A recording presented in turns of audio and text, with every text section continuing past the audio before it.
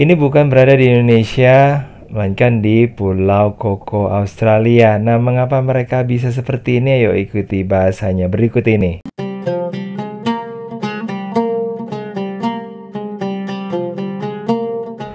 Assalamualaikum warahmatullahi wabarakatuh. Apa kabar semuanya guys? Ketemu lagi di Ensiklopedia Budaya. Oke guys, kita sekarang langsung menuju ke negara tetangga Indonesia, yaitu Australia. Nah, selama ini kita mengetahui Australia itu adalah sebuah negara benua yang ada di selatan Indonesia, yang terkenal dengan kangurunya, kemudian gedung opera, terus kemudian ada masyarakat tradisional di sana, masyarakat aslinya yaitu orang aborigin ya. Tapi apakah yang akan kita bahas itu merupakan bagian dari Australia? Ya, tentu saja iya guys ya.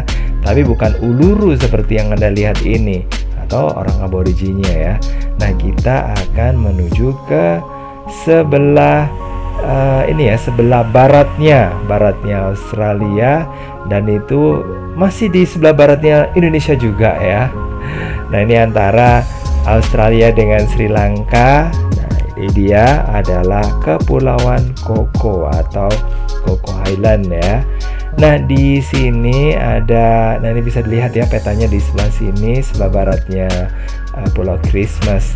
Nah, di pulau ini ternyata mayoritas penduduknya itu beragama Islam guys, dan ini merupakan perpindahan dari orang-orang yang ada di Nusantara ya.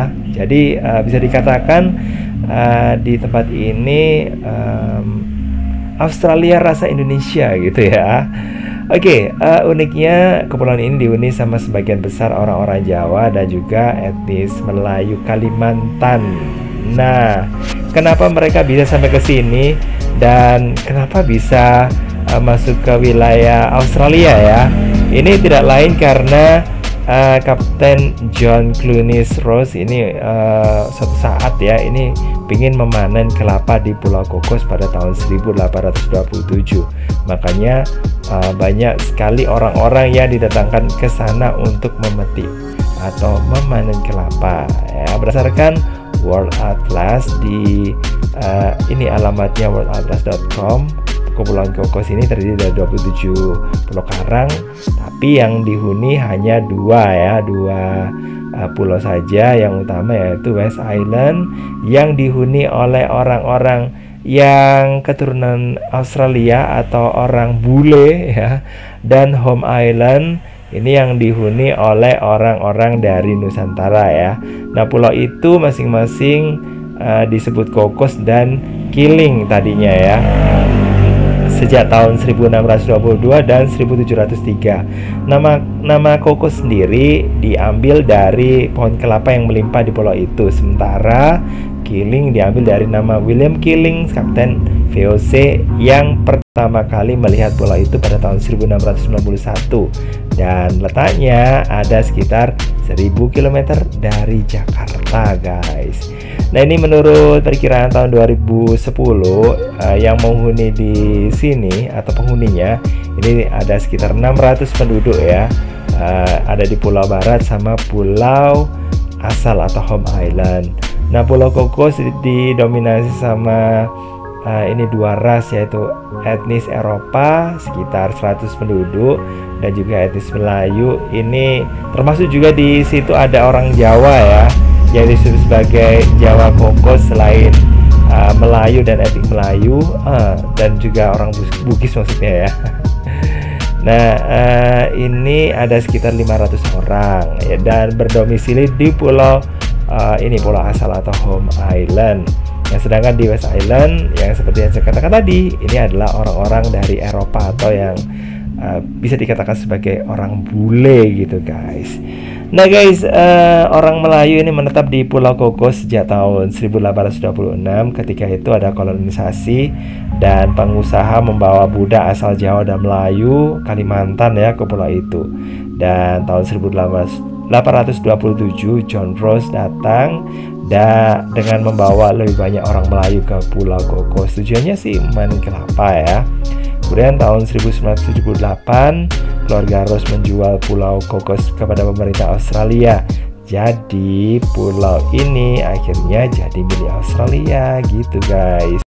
Nah, Cocos Melayu ini memiliki bahasa tersendiri yang disebut sebagai Baso Pulo Cocos ya. Mungkin karena sudah agak-agak lama gitu ya, berpisah dengan nenek moyang leluhur mereka yang ada di Nusantara. Akhirnya mereka juga ya membuat gaya dialeknya sendiri gitu ya. Nah, ada 2 pulau besar di sana ya, dan di situ ya jelasnya berkaitan erat dengan religi atau agama yang dianut di Cocos Island. Di bagian Home Island dihuni oleh masyarakat yang beragama Islam Sunni, dan sementara yang keturunan bule itu ya Kristen lah guys ya.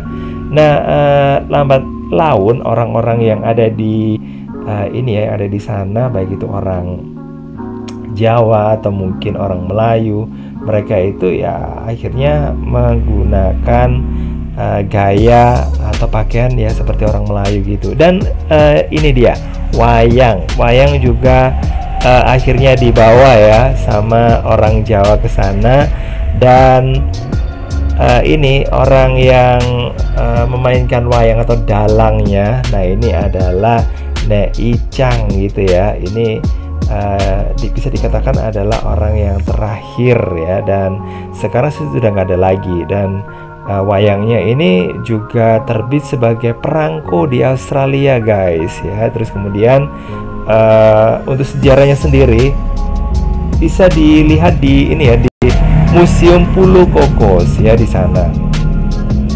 Terus kemudian untuk kegiatan sehari-hari ya, karena mereka itu ya dari Nusantara ya, mereka tentu aja gayanya gaya Nusantara ya, seperti mereka bikin acara, kalau ada acara hajatan gitu mereka melakukan gotong royong kayak gitu, memasak bareng, makan bareng kayak gitu ya, mirip lah seperti yang ada di Indonesia. Terus kemudian untuk sekolahnya guys, sekolah di di Home Island atau di tempatnya orang Indonesia ini hanya ada SD ya, sementara TK dan SMP-nya ada di daerah West Island, di mana untuk menyeberang ke sana ada kapal ya yang menuju ke sana. Sementara untuk batik, nah batik ini juga ada di sana. Hanya saja para pembatiknya udah langka ya, bisa dikatakan mungkin hampir nggak ada lagi. Dan ini digunakan di acara-acara kayak hajatan dan sebagainya. Kemudian masjidnya juga ada ya.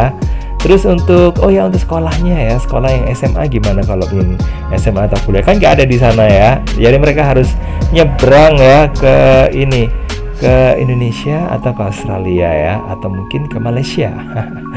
Oke, gitu aja guys sekilas tentang Kepulauan Cocos atau Cocos Island. Mudah-mudahan ada pengetahuan yang bisa didapat, dan saya akhiri wassalamualaikum warahmatullahi wabarakatuh. Sampai ketemu lagi di bahasan berikutnya. Bye bye.